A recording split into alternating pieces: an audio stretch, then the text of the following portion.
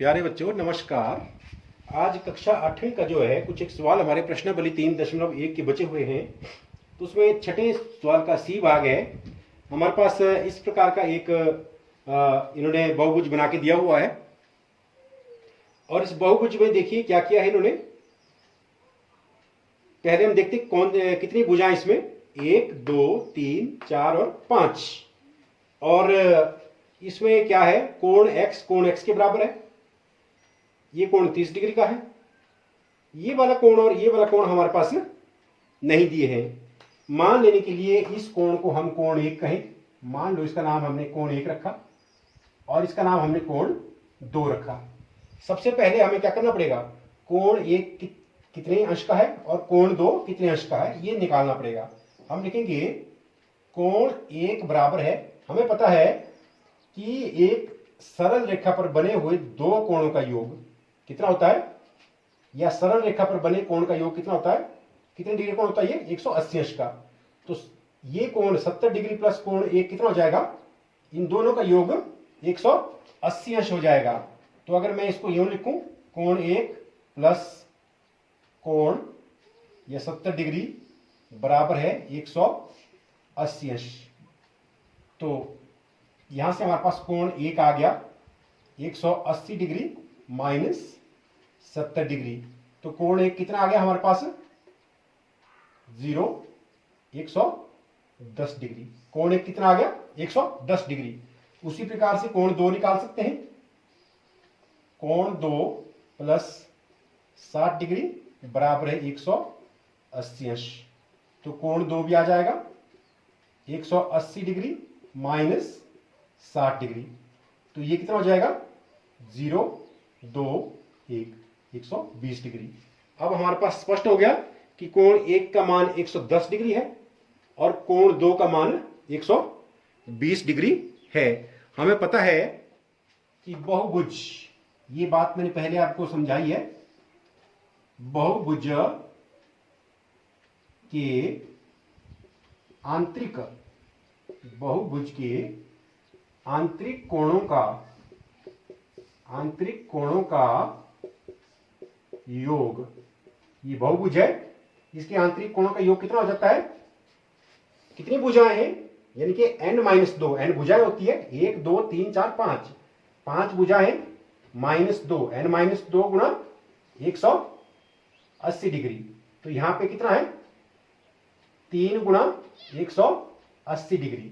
तो ये हमारे पास आ गया 540 डिग्री। इसका मतलब जो हमारे पास दी हुई पंचभुज है इसमें इसके आंतरिक कोणों का योग 540 डिग्री होगा। तो अब हमारा सवाल बिल्कुल सरल हो गया कि कोण 1 कोण 2 कोण x कोण 30 डिग्री, कोण x का योग कितना हो जाएगा 540 डिग्री। तो अब हम लिखेंगे, यहां पे हम क्या लिखेंगे, कोण 1 की जगह हम कितना लिखेंगे 110 डिग्री प्लस कोण 2 कितना है 120 डिग्री प्लस कोण 30 डिग्री प्लस कोण x प्लस कोण x, इसको कोण x प्लस कोण x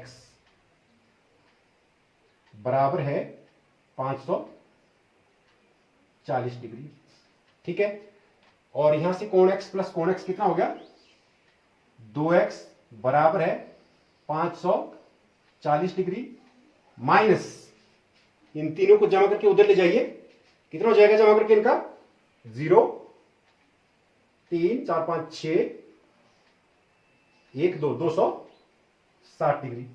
और 540 में से 260 माइनस किया तो कितना आ गया ये 0, 14 में से 6 गए 8, यहां पे 4, ये बच गया आपके पास 280 डिग्री। तो हमारे पास क्या हो गया 2x बराबर है 280 अंश।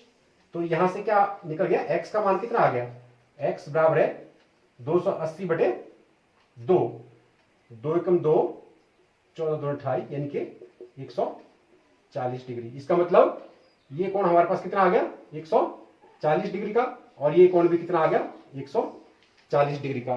तो आप एक बार फिर देखिए, हमने किया कुछ नहीं, हमने पहले कोण 1 निकाला फिर कोण 2 निकाला, क्योंकि हमें पता कि सरल रेखा पर जो कोण कितने डिग्री का बनता है 180 अंश का। इसलिए हमने कोण 1 प्लस कोण 70 डिग्री किया, 180 80 माइनस 70 110 डिग्री। उसी प्रकार से इन दोनों का 180 डिग्री, तो कोण 2 भी 120 डिग्री आ गया। फिर हमें पता है कि बहुभुज के आंतरिक कोणों का योग कितना होता है, n माइनस 2 गुणा 180। n का मतलब कितनी भुजाएं, 5 भुजाएं, तो इन सब का योग कितना हो गया 540 डिग्री। तो इन सबको जमा किया, तो जमा करने के बाद हमने देखा लास्ट में x का मान कितना आ गया 140 डिग्री। इसका मतलब ये कोण 140 डिग्री का है और ये कोण भी 140 डिग्री का ही है। और यही आपके पास प्रश्नावली 3.1 का छठे का डी भाग है। छठे का डी भाग हमारे पास एक इस प्रकार की आकृति इन्होंने दी है। हम इसकी भुजाएं गिन सकते हैं 1 2 3 4 5। और इसमें जो ये लाइनें लगाने का मतलब ये है कि ये एक सम पंचभुज है, यानी कि इस पंचभुज की पांचों भुजाएं आपस में बराबर है। और इसमें जो कोण दिया हुआ है ये कोण x अंश का दिया हुआ है।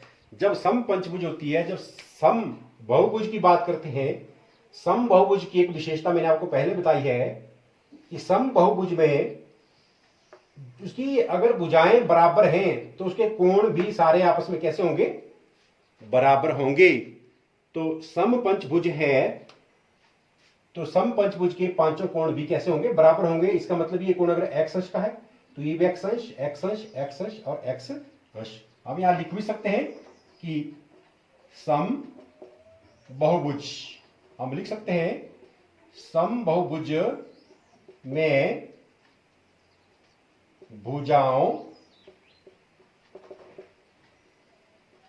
की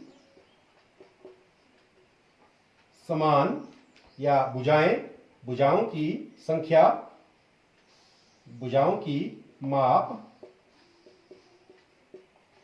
सम तथा कोण भी सम होते हैं, एक बराबर होते हैं। इस चीज को याद रखें आप कि बहुभुज में क्या विशेषता होती है, बहुसम बहुभुज की। जब सम शब्द लगता है तो अगर उसमें भुजाओं के माप अगर बराबर हैं तो उसमें कोणों की माप भी समान होंगी।